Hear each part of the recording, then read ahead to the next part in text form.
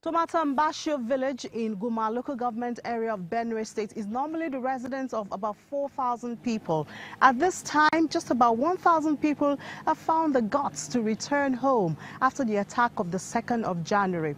It's still about the clash between the farmers and herdsmen in Benue state. And this village alone, from that single attack, say about 22 people were killed and they have been buried all over the village. Well, it's still a sad memory with a lot of things to show for it. Now, farming, which is the mainstay of this village, is almost at a standstill at this time. People are scared of going to the farms. What is the way out? The government has brought out an anti-open grazing law in the state. And this, they say, is one of the causes of this problem. Well, let's talk more about this on this episode of Big Story. You're welcome. I'm Ini John Mekwa.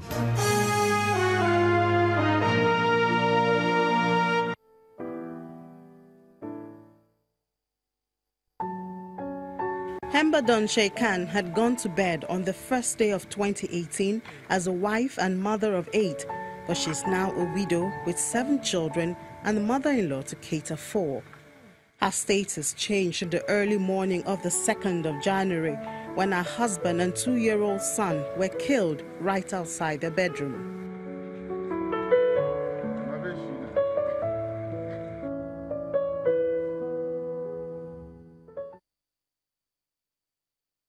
We heard gunshots in the early hours and we were really afraid. My husband suggested that we remain indoors, but I just could not. So I ran outside and hid. My son later ran out and was macheted. His cry made my husband run outside, and he was also shot and cut until he died.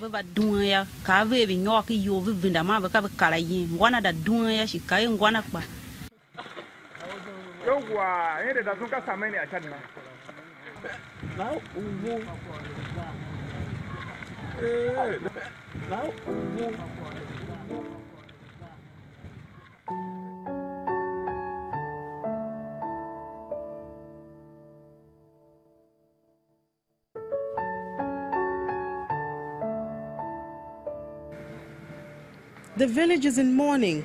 Bags of unprocessed crops litter what should have been a booming market. Some gather at points where some of their dead have been buried.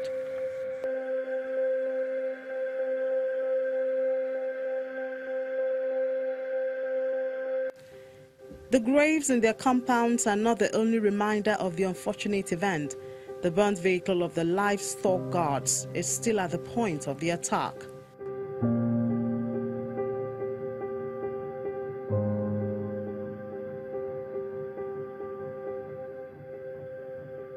Government of Benue State enforced a rule that in its state, in her state, there should be no grazing, open grazing. So with this, he selected some of the guys, young men, and gave them the vehicle. The group is named Livestock Guide. Their own mission is to go around and make sure that no cattle, no goats, no sheep, no hen is grazing abundantly.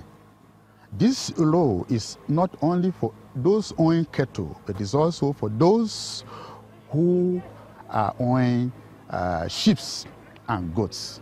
That is, the rule is embrace the whole of the Benue State people. A thief man and a Fulani man is involved. So these people were selected to go around and make sure that nobody violates the law. So they were the people that were given the vehicle that is burnt there. The vehicle is not burnt alone.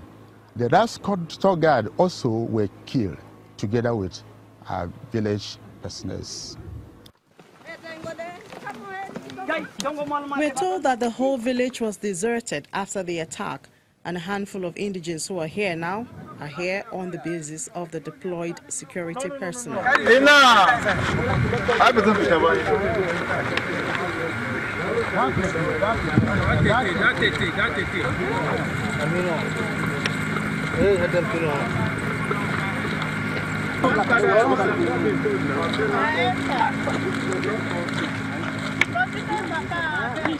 Sometime what in the evening, you know, a man, you know, the death is something very fearful to each of everybody.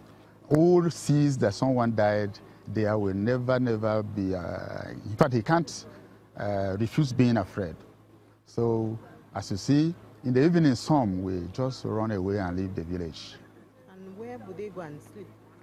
Well, some of them just go out and spend anywhere the night catches them with fear.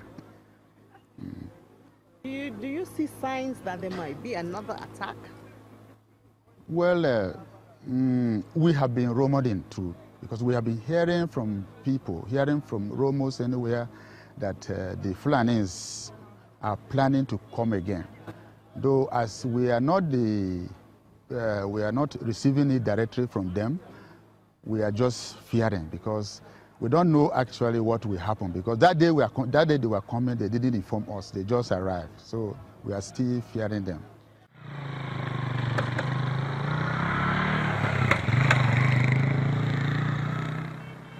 Guma local government area is not the only scene of such offensive acts. Logo has also recorded loss of lives and property from attacks from suspected herdsmen. Even the law enforcement agency has recorded its losses, as 2 policemen were killed in one of the attacks.